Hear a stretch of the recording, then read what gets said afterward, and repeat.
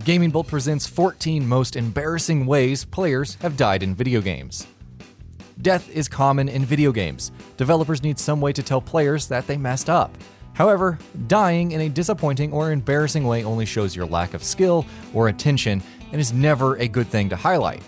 So, we're going to do it for you. Here are the 14 most embarrassing ways players have died in video games.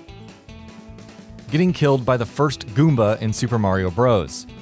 The first level of Super Mario Bros. Is a very tame experience. All you have to do is jump over a couple of Goombas and Koopas, jump into some bricks, and not fall into a pit or two. Get too ambitious and you may just run headfirst into the very first Goomba the game ever throws at you.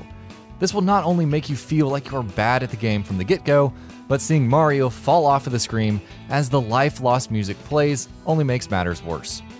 Skyrim, if you kill a chicken in Riverwood. Chickens are apparently really important to Riverwood's economy because they protect them with a ferocity unseen across the snowy peaks of Skyrim.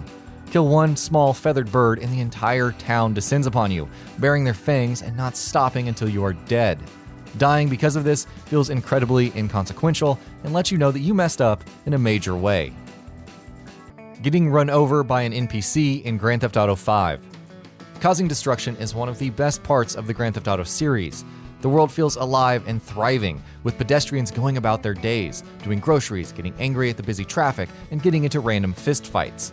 They may be busy, but they aren't good drivers. As you run through one of the game's various cities, you may find yourself getting hit by an NPC, ending your crime spree in a most pathetic manner. Accidentally blowing up a destroyable vehicle 2 inches from your face. Vehicles are great for quickly getting across maps and running down helpless enemies, but some of them can also be used as dangerous explosive devices. Put a few too many bullets into a Jeep and it will literally blow up in your face. Do this by accident and you'll end up killing yourself in a very embarrassing manner. Not able to complete a QTE. A lot of games use QuickTime events, or QTEs, to capture incredibly action-packed moments while still engaging the player. Fail to complete one of these, and you'll likely be treated to an alternate shot of your character failing miserably or dying in a gruesome manner. It feels like a bit much for failing to hit just one button. Getting killed by pigs in Dark Souls 2's Majula area. The only safe area in Dark Souls 2 is Majula, a hub of sorts. Though there are enemies that can be annoyed into combat, the pigs that wander mindlessly about aren't any real threat, but they can end you if you aren't careful. You feel like a fool dying in the only safe space in the game, but at least you know that you should practice a bit more before you go out into the real thing. Resident Evil 4 Fishing Accident. Shoot the fish in the lake in Resident Evil 4 and you might get more than you bargained for. After killing a couple of fish, they swarm about in circles, and a massive one will throw itself onto the dock, swallowing you in one fell swoop. It's a fun but painful Easter egg for all who discover it. Getting killed by KOLIBRI in Battlefield 1. The KOLIBRI is a humorously small pistol that deals very little damage and is hard to use. It's funny to try to get kills with, but your enemies will have to stand still and let you shoot them for you to be successful. So, being killed by this miniature firearm just lets you know how useless you really are in the heart of battle. Killed by a sledgehammer in Rainbow Six Siege. As a shooter, the main goal in Rainbow Six Siege is to shoot your opponent and tear down the enemy team in any way. But you do have another tool, your trusty sledgehammer. It's best used for breaking through walls, but you can also use it to bludgeon enemies to death.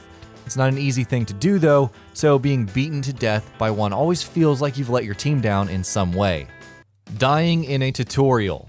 The tutorial of any game is meant to teach the player the basics of the adventure they're about to embark on. Because of this, these levels are generally much easier than the rest of the game. Dying during one of these segments is difficult to do and always feels like a real loss, managing to be so bad that you can fall right into a very obvious trap. Getting killed by a glitch. Video games are very complicated affairs. There are thousands, if not millions, of tiny moving pieces. Sometimes things go wrong, and when that happens, the game glitches out and things begin to shift, stutter, and warp. Dying because of a glitch never feels good, because you have absolutely no control. Jumping in the wrong direction, Uncharted. Nathan Drake is a skilled adventurer, but he does have his faults. Try leaping for a small ledge and you might find that the explorer doesn't heed your commands and instead throws himself off of the ledge, falling into the abyss, bringing out the sharp sounds and gray shades that signal death in the Uncharted series. Getting killed by a grunt.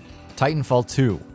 Titanfall 2 is unique in the realm of competitive FPS games because not only are you battling against human opponents, but AI combatants called grunts. They aren't smart or capable, but they can occasionally fire in your general direction. If one does manage to take you down, you will feel ashamed that a computer who has to crouch to shoot was actually able to bring you down. Getting killed by an NPC. Grand Theft Auto series. The various NPCs of the GTA world are normally fairly harmless. But if you piss one off, they will bare their fists. This can be quickly solved by whipping out a gun, but if you get cocky and decide to engage in a fist fight, it is possible to lose, finding yourself on the ground being kicked by a random, plain-looking NPC. It doesn't feel good.